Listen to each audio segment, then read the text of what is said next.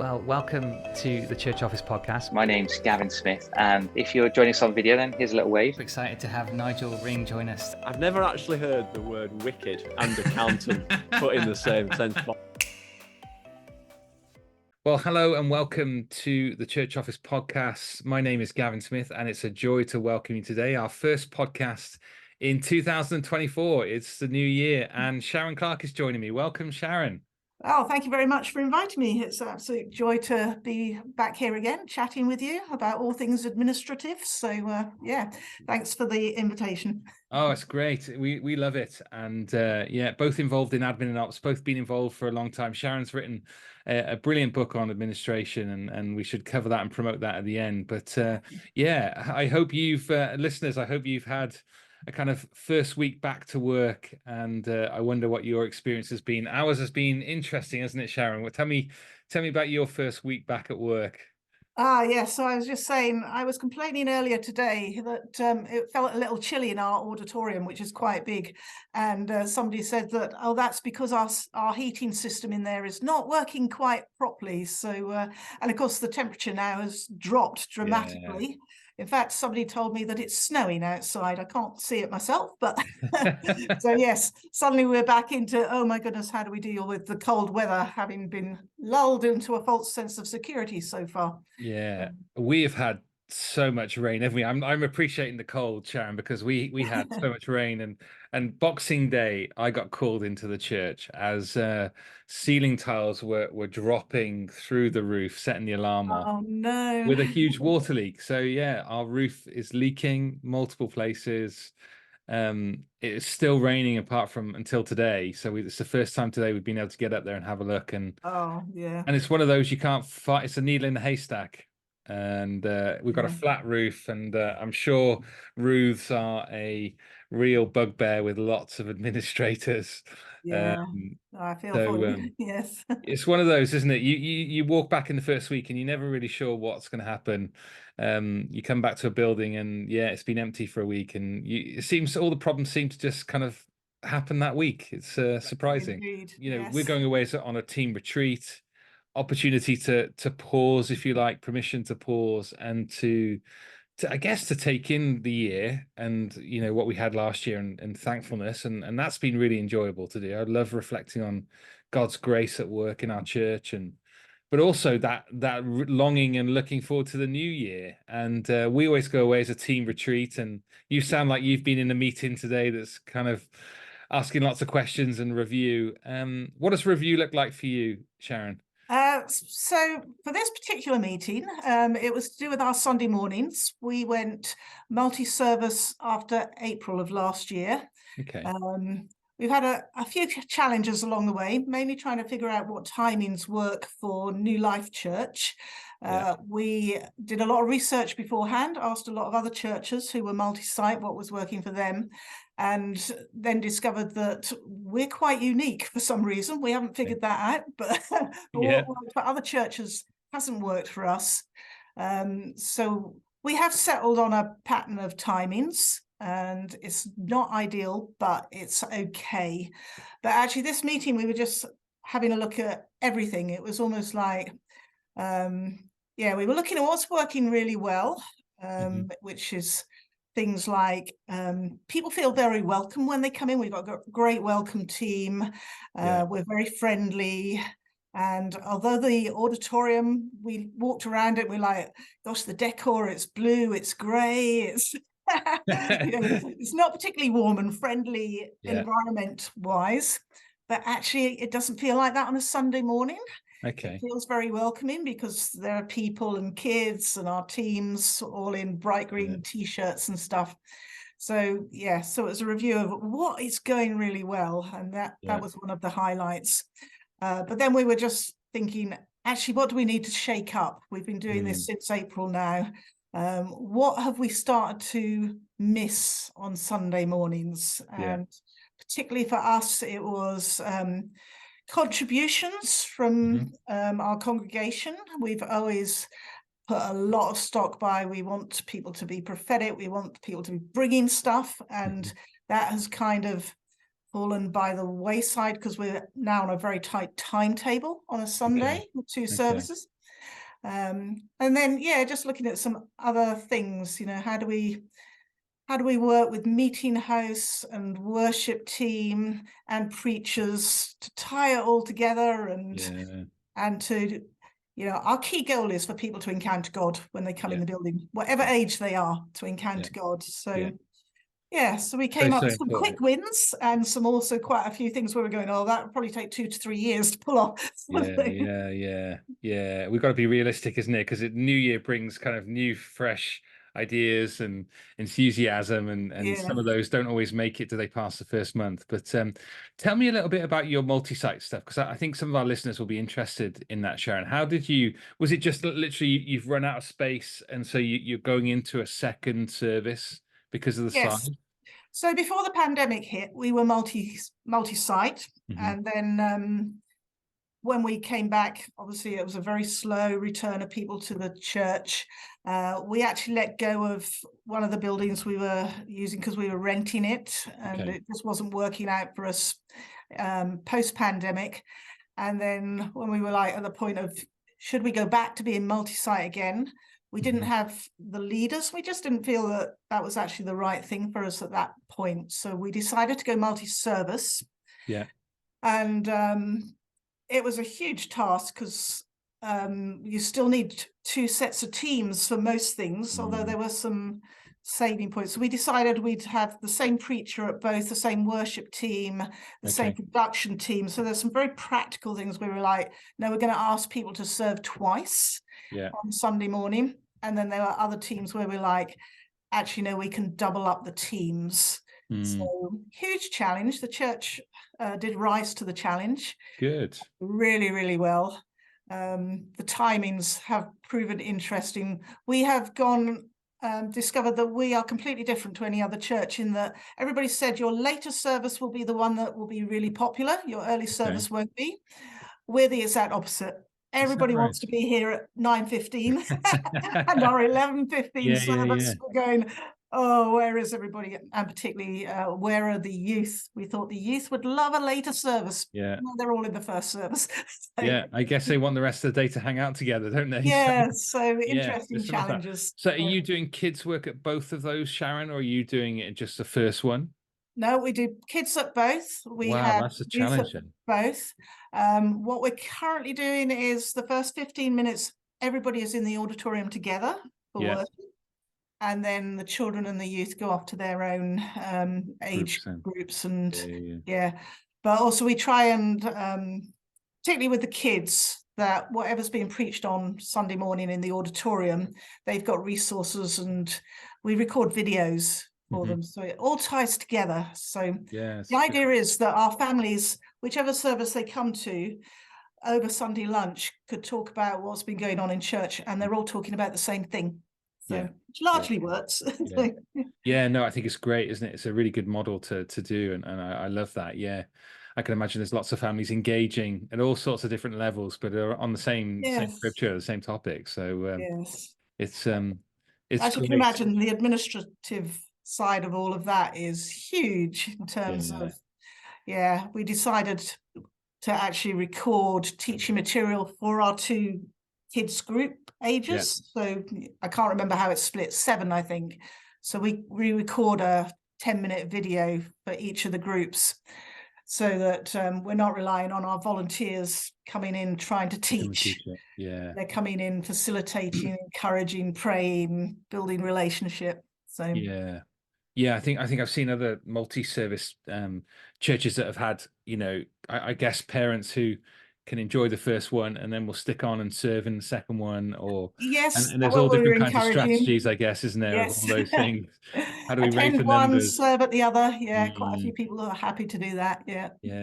And it's good. So the church has largely responded well then, I guess, to it. Yes, absolutely. It does seem to be working pretty well at the moment. So I think they like the flexibility of having a choice. So we do still have space issues because, we're trying to figure out how do we encourage people to move away from that earlier service. Yeah. And what do you guys do with tea and coffee in that now? Because you've got the turnaround, and that again, I can imagine is going to be a challenge. But that fellowship time is so important in church, isn't it? Yes, again, that's where we were a bit restricted with the space that we have available in our building. So the only place that we could do tea and coffee refreshments is the auditorium, which meant really we had no other option. Well, no, there was an option. What we landed on, we do it between the services. Okay. So we encourage those who come to the first one to stay, and those who are coming later to come early and have refreshments first.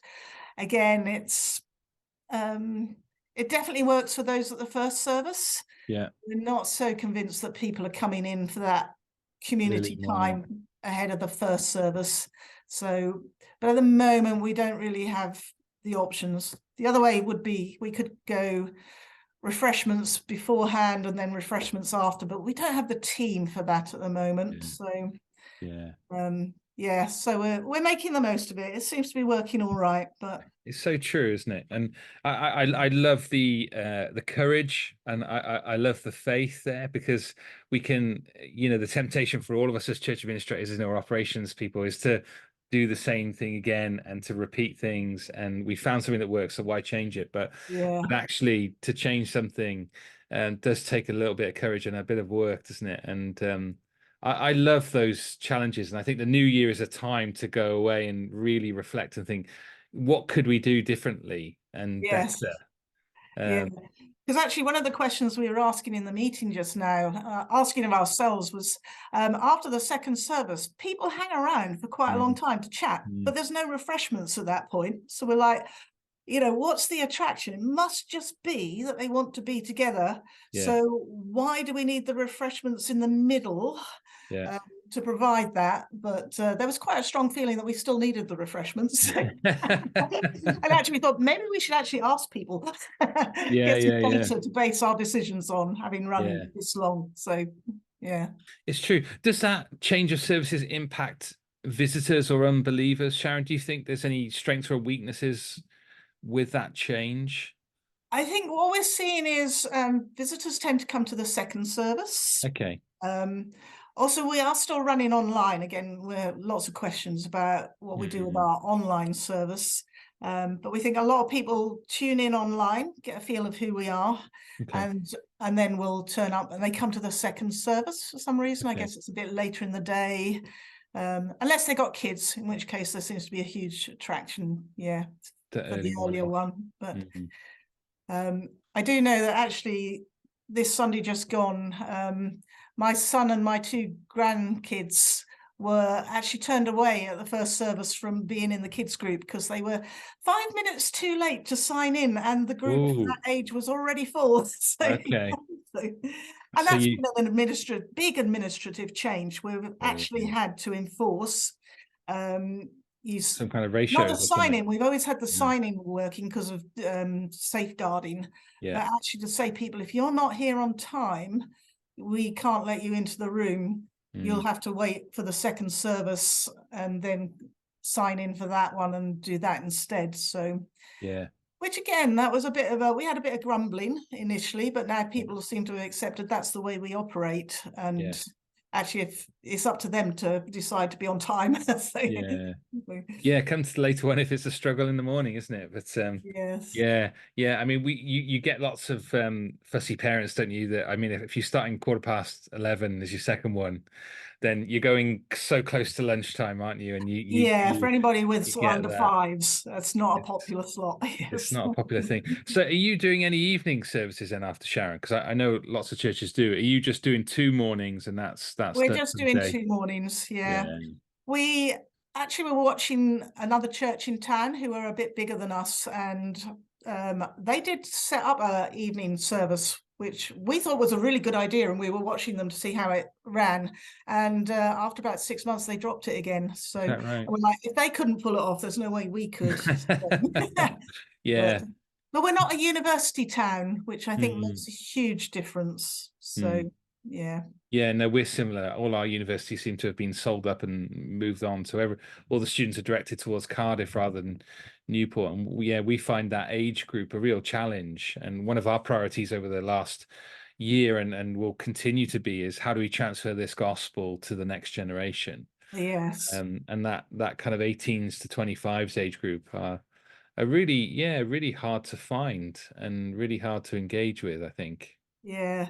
What we're finding, actually, I mean, that's one of the things that we celebrate is the number of people that we have in that age group. Mm, What we find is they're really willing to serve, which is fantastic. I mm, mean, most of our welcome team are in that age group. Quite a lot of our tech team are as well. yeah. So willing to serve, but to get them to come to something where they're not serving, Okay. then yeah, they've got better things to do, which I can't Okay. quite get my head around. Yeah, yeah. But Yeah, we that is. celebrate the fact that they're here and really involved. So Mm. I guess maybe they just really appreciate feeling needed. Yeah. So yeah. So what are some of the rhythms for New Year for you, Sharon? Will you as a leadership team go away at some point, or does that happen later in the year? What does that normally look like? That happens later in the year. Okay. So we changed our rhythm around quite a bit. So um, I think it's sort of March time we'll start thinking about objectives for next year, Okay. budgets and all of that. And then the senior team go away. I think it's sort of April time to Mhm. pin it all down. And Yeah. then we're presenting the budget to trustees July for a Okay. September kickoff. So Okay. Yeah, ours is slightly different. Our year end is December, so we're kind of yeah, this first few weeks back is, carnage because you're trying to tie up all of last year, make sure you yes, get all the expenses and everything in place, and then you're trying to go away with, I mean, the most up-to-date information that you can because you want to go and decide on things that where the budget just hugely affects everything. So our yeah, team here, the first 2 weeks back is just such, focus and hard work to turn this around and say, right, we want to serve our leaders going on this retreat. What do they need, and how can we best inform them? And yeah, it yeah. it So is it is heavy work. we are having some preliminary conversations within teams. So I'm leading the communications team now. Mhm. There's so many things that we could shoot at Mm, over the next 12 to 18 months. And actually, we need to sit down next week and say, right, what are our priorities? mm, Because then we can start putting together plans and stuff. So I yeah, think communication in church is always the big one, isn't it? There's the yeah, sort of the everyday practical stuff that we're constantly trying to keep up to date on. But then we're trying to get a lot of our training done through the communications team in terms yeah, of resources and all sorts of yeah. different things. And it's like, yeah, what do we shoot for first? Because Mm. there's so much good stuff. Yeah. Yeah, we've moved all our training for volunteers and safeguarding stuff and all the work that we do in kind of to equip people into roles of service, if you like, is all now done through a Moodle training site. And we've got videos that have done and people can log in and there's little kind of tests and stuff that they do to see if they've engaged with the material and policies that they need to read before they serve. And we've seen the church really engage with that. I think over 75% have engaged somehow with that. We've been quite amazed, but actually giving people the opportunity to choose when they want to come rather than coming out on a cold Wednesday night for training. And some of it's relevant, some of it's not. You've got different people with different experience and years of service. It's quite nice to do something online, and that's been one of our joys this year to see that work well. Yeah. Oh, it sounds like you're slightly ahead of us in that then. You're doing what we want to do. Yeah, it's been good, and I'm happy for you to have one of our logins and take a look at it, Sharon. And Yeah, I'd love to. That'd be we've really done great. we've recently done some training on like behavior training in kids work, and we've done signing in, checking out all those things, just trying to produce little videos. And our biggest thing from September was that we launched a new church app. So with Subsplash, a kind of Oh, okay. provider. So very much a kind of discipleship tool, a discipleship app. So all our communication runs through this now. And rather than sending an email or, trying to do a Facebook post or something, we can do an app notification. And I've been so surprised at how quickly the church have just jumped on board and gone, okay, this seems to work. We love it. That's really interesting because before the pandemic, we had a Subsplash app. Okay. And we didn't get a lot of buy-in from the church, and so in the end we got rid of it. Mm. Of course, since the pandemic, everybody's so used to being online now. Maybe it's time to actually go Come back back.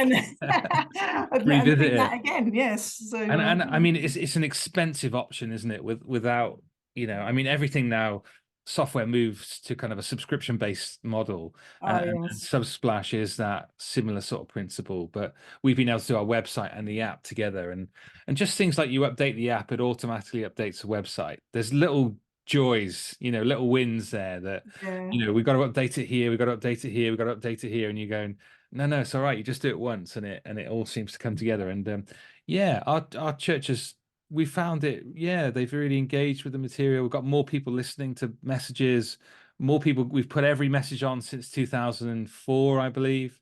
And so people have just got 20 years of just material to look at topics, and it's fascinating. I've loved going back through the pastor's fashion, 20 years of fashion, and you can flick through it, and it's wild. Yeah, What actually, was it's really interesting because the person who was preaching yesterday, he actually asked the question about online training as part of his sermon. I can't remember why it was relevant, but yes, he did. Put your hand up if you've done an online training course in the last 12 months.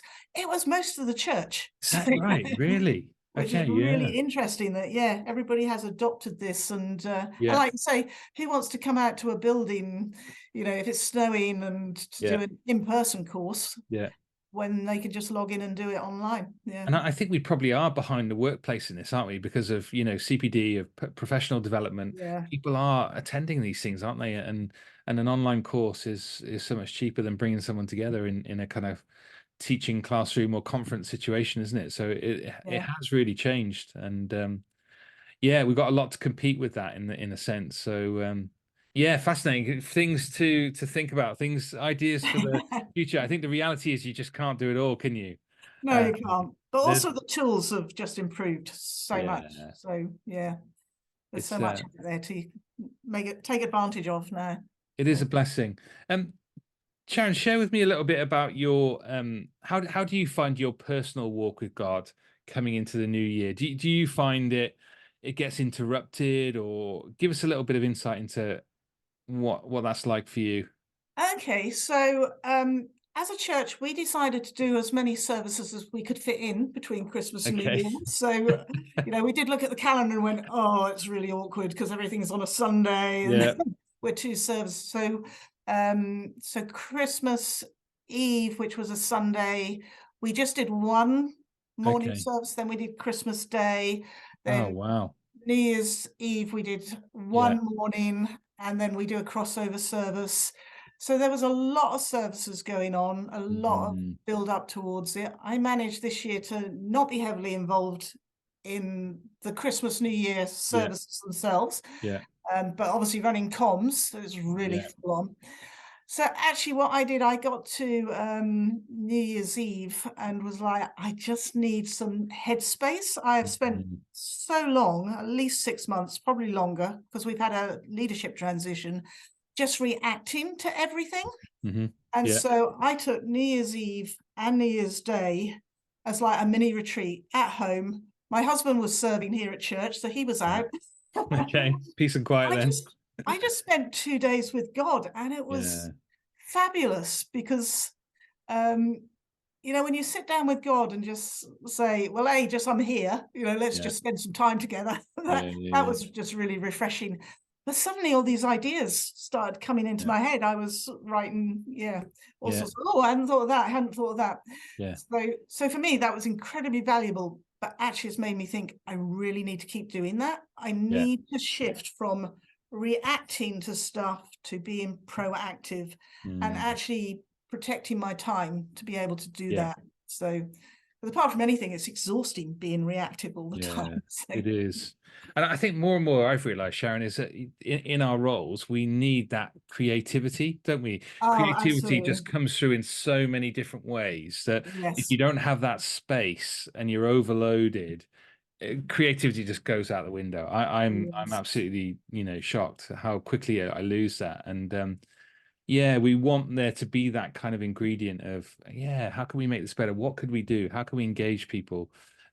Being creative with our finances, with our budgets, with our with our programs. And it sounds like you've had to do that hugely with time and how much time are we putting into this, and all our Yes. comms stuff to try and make engaging, it's so important, isn't it? Just thinking about, I do the notices every week. How can I make those fresh this year? What does that look like to Yeah. engage people, that they don't just get up, oh, Gavin's getting up and oh, it's on the app anyway, so I don't need to listen. But what am I communicating? How can I communicate our heart differently?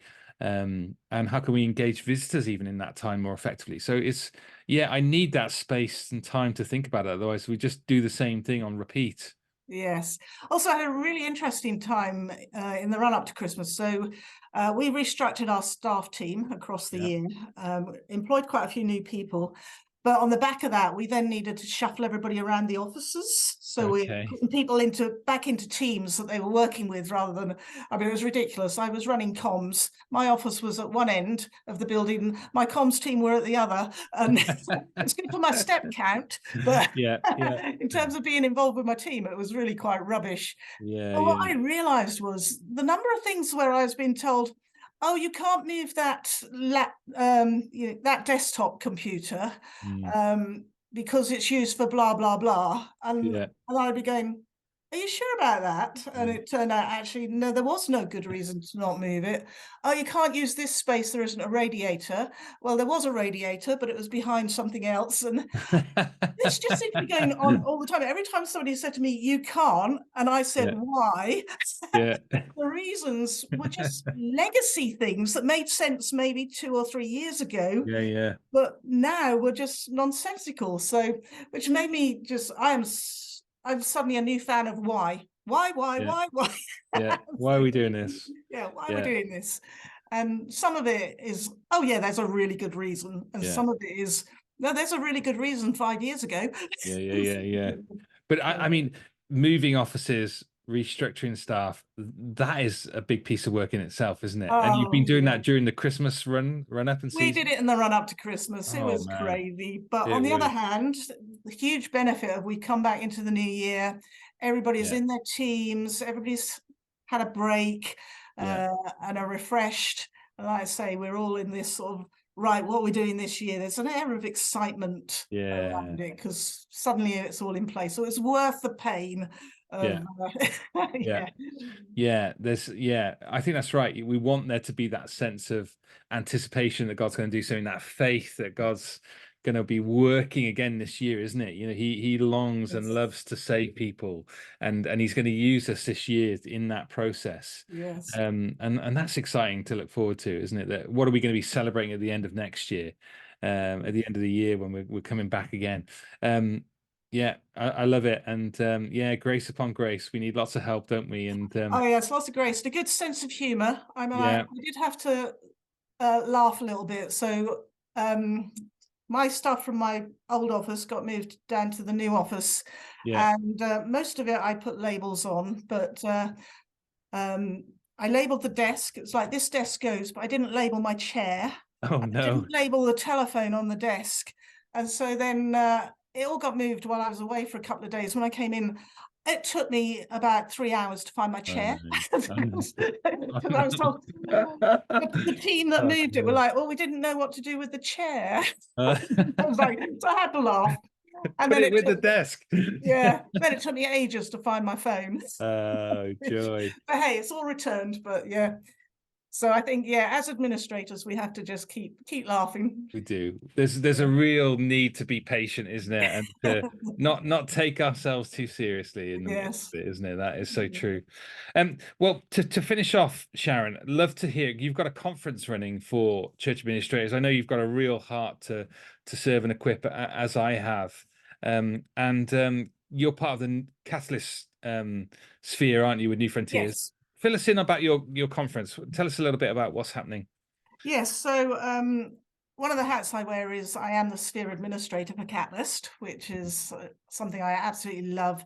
It's mainly, I'm sort of the glue, keeping it all together, because Catalyst is quite big, and we operate relationally, which is fabulous. We get so much done because of it. But actually connecting everybody together is a huge challenge. Mm.